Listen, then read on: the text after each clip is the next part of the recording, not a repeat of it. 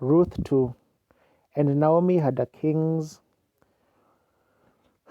man of her husbands, a mighty man of wealth, and of the family of Elimelech, and his name was Boaz. And Ruth the Moabitess said unto Naomi, Let me now go to the field and glean ears of corn after him in whose sight I find grace. And she said unto her, Go, my daughter. And she went and came and gleaned in the field after the reapers. And her harp was to light on a part of the field belonging unto Boaz, who was of the kindred of Elimelech. And behold, Boaz came from Bethlehem, and said unto the reapers, The Lord be with you. And they answered him, The Lord bless thee. Then said Boaz unto his servants that were set over the reapers, Whose damsel is this? And the servants that were set over the reapers answered and said, It is the Moabitish damsel that came back with Naomi out of the country of Moab. And she said, I pray you, let me glean and gather after the reapers among the sheaves. So she came and hath continued even from the morning until now, that she tarried a little in the house. Then said Boaz unto Ruth, Hearest thou not, my daughter? Go not to glean in another field, neither go from hence, but abide here fast by my maidens. Let thine eyes be on the field that they do reap, and go thou after them. Have I not charged the young men that they should not touch thee? And when thou art athirst, go unto the vessels and drink of that which the young men have drawn.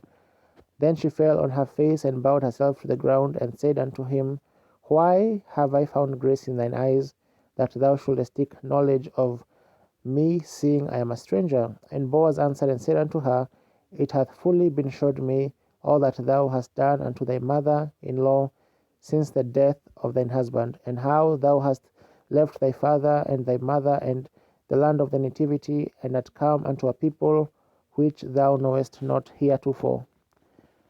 The Lord recompense thy work, and a full reward be given thee of the Lord God of Israel, under whose wings thou art come to trust. And she said, Let me find favor in thy sight, my Lord, for that thou hast comforted me, and for that thou hast spoken friendly unto thine handmaid. For though I be not like unto one of thine handmaidens.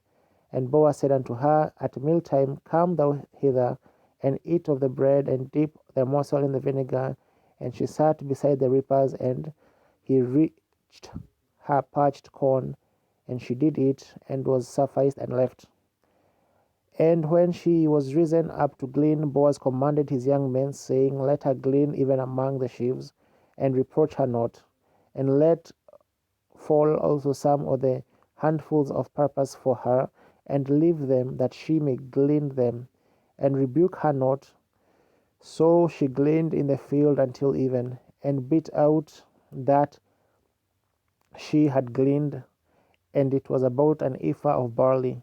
And she took it up, and went into the city, and her mother-in-law saw what she had gleaned, and she brought forth, and gave to her that she had reserved after she sufficed. And her mother-in-law said unto her, Where hast thou gleaned today? And where wrougest thou? Blessed be he that did take knowledge of thee. And she showed her mother-in-law with whom she had wrought, and said, This man's name with whom I wrought today is Boaz. And Naomi said unto her daughter-in-law, Blessed be he of the Lord, who hath not left off his kindness to the living and to the dead. And Naomi said unto her, The man is near of kin unto us, one of our next kinsmen. And Ruth the Moabitess said, He said unto me also, Thou shalt keep fast by my young men until they have ended all my harvest. And Naomi said unto Ruth, her daughter-in-law, It is good, my daughter, that thou go out with the maidens, that they may meet thee not in any other field. So she kept fast by the maidens of Boaz to glean unto the end of the barley harvest and wheat harvest, and dwelt with her mother-in-law.